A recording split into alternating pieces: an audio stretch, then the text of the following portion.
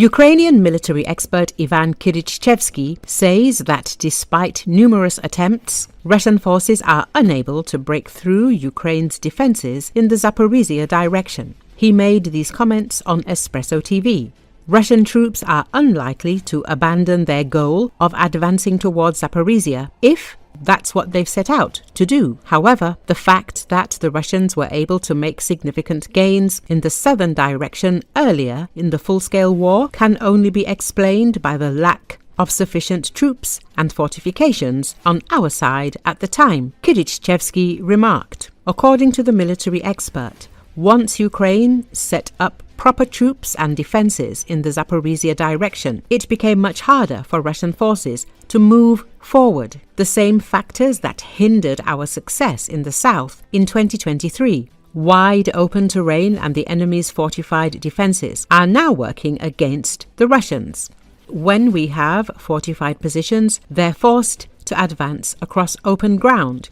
Unfortunately, we'll continue to face the reality that the Russians are terrorizing the Zaporizhzhia region with their attacks, showing their intent to push forward. But after several attempts, they're forced to take another operational pause. Successful advances in the steppe are only possible when there are no enemy forces present. Our troops are there, so the Russians are doing what they're expected to do, dying. Kyrychevskyi emphasized. Vladislav Voloshin, spokesman for the Southern Defense Forces, says that in an attempt to reach the border of Dnipropetrovsk region, the enemy is suffering heavy losses. Due to a shortage of infantry, Russian forces are sending tank crews, artillerymen and sappers into assault operations. According to our intelligence data, after several days of intensive attacks on the Zaporizhzhia front, Russian storm infantry have run out. Tank crews, artillerymen and personnel from combat support units are now being reassigned into disposable assault units. The greatest shortage of personnel from assault operations is being felt by the 35th, 49th and 18th Combined Arms Army of the Southern Military District of the Russian Federation. The invaders have orders to achieve some significant gains by May 9th, such as reaching the administrative border of Dnipropetrovsk region or seizing a foothold near Zaporizhzhia, but they have no one left to accomplish this. So they are throwing everyone, even those from non-assault units, into the meat grinder. This is causing resentment, especially among artillerymen who require specialized training, yet are being sent to storm Ukrainian trenches, said Voloshin.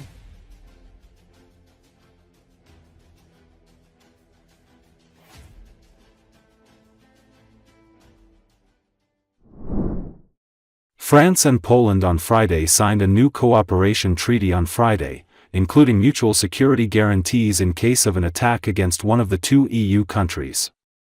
According to Associated Press, Polish Prime Minister Donald Tusk and French President Emmanuel Macron met in the eastern French city of Nancy to seal the deal that the two leaders say will help reinforce peace and security in Europe following Russia's invasion of Ukraine.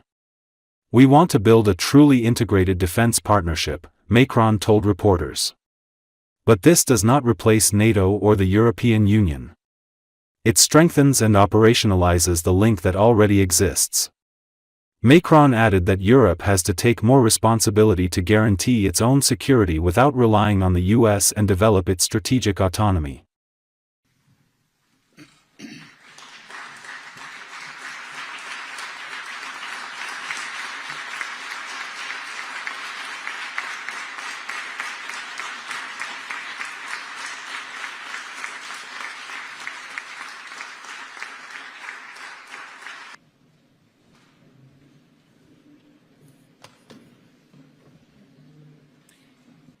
Avec ce traité, nous ouvrons une nouvelle page, celle par laquelle nous bâtissons une solidarité irréversible, une confiance bâtie à travers les crises, et en particulier celle de ces dernières années, et une volonté d'assumer à l'égard de nos peuples et pour l'Europe le fait que de Brest à Cracovie, l'Europe se tient ensemble.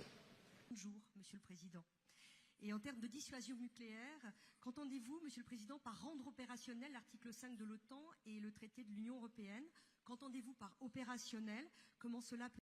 C'est un partenariat de défense véritablement intégré que nous voulons construire. Ça ne se substitue ni à l'OTAN ni à l'Union européenne, mais cela vient renforcer, opérationnaliser ce lien qui existe déjà. Télévision polonaise, j'ai une question à vous deux. Portant sur ce traité, est-ce que ce traité sera suivi des marchés dans le domaine de la... Vous avez, dans le cadre de l'OTAN, des troupes américaines qui sont déployées en Europe. Les États-Unis représentent environ un tiers de l'effort militaire fait par l'OTAN sur notre flanc Est. S'ils venaient demain à se retirer totalement, évidemment que ce serait un changement massif. Et évidemment que nous ne le souhaitons pas. Mais alors nous nous organiserions. Et nous, Européens, saurions faire face. Mais, je vous le dis, notre souhait, c'est qu'ils restent, c'est de continuer à les engager, mais c'est aussi de nous renforcer pour moins dépendre de l'aléa de décisions qui ne sont pas les nôtres. Aujourd'hui à Moscou, à l'occasion des commémorations de la Seconde Guerre mondiale, aux côtés du président chinois notamment, il a justifié la guerre contre l'Ukraine comme la poursuite de celle contre le nazisme. Notre Europe, trop longtemps, a été dépendante sur le plan de sa sécurité et de sa défense de l'allié américain. Ce n'est pas le cas de la France, qui a une histoire singulière dans l'Europe et qui a une armée aujourd'hui qui est l'une des plus efficaces du continent et qui est indépendante dans toutes ses capacités par rapport aux États-Unis. Ce n'est pas le cas de l'Europe dans son ensemble. Pour autant, nous ne voulons pas l'autarcie. On ne veut pas se couper, se séparer, rester repliés sur nous. Mais au milieu, il y a un chemin. C'est cette voie médiane que nous prenons, celle de l'autonomie stratégique qui fait que, sur tout ce qui est essentiel, nous voulons que ce soit européen et nous souhaitons coopérer avec nos alliés américains. Mais souhaiter coopérer avec un allié, ce n'est pas la même chose qu'en dépendre.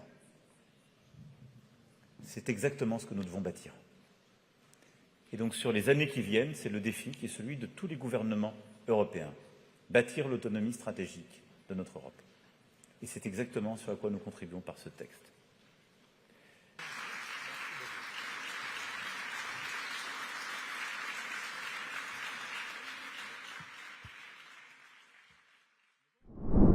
Russian Z publics reported that Putin's army allegedly fought off attacks by the Ukrainian armed forces in the area of Novi Put and Volfino in Kursk region. Analysts from the Institute for the Study of War analyzed the latest news from the Kursk region, where the fighting is not dying down but is flaring up with renewed vigor. Russian war correspondents write that fighting is currently taking place in the area of the Tetkino railway station. At the same time, some Russian publics claim that 2 streets in the southwest of Tetkino are under the control of Ukrainian forces. However, analysts from the ISW were unable to confirm or deny these statements. Z channels write that units of the 83rd Airborne Brigade, the 217th and the 56th Airborne Regiments are taking part in the battles for Tetkino. Ukrainian forces continue to carry out artillery and airstrikes and also actively use drones to isolate enemy troops defending Tetkino. Geolocated footage from May the 6th showed Ukrainian armed forces striking enemy positions with JDAM munitions in the area of the Tetkino railway station. Russian war correspondents continue to claim that Ukrainian forces are using drones and artillery to strike Russian landlines of communication in order to isolate Russian units near Tetkino. Z channels also write that the Ukrainian armed forces, using drones, completely control one of the sections on the 38K-040 Tetkino-Kariz highway.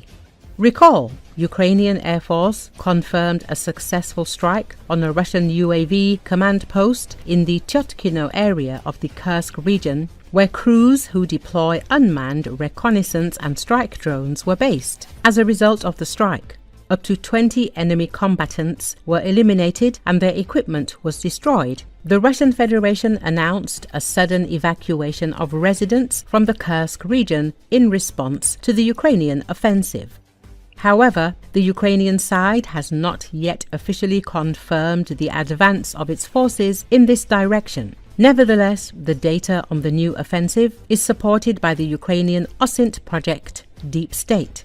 On its map, certain areas of the Kursk region along the border with Ukraine in the Tyotkino area are marked as grey zones, indicating an area of unknown military control.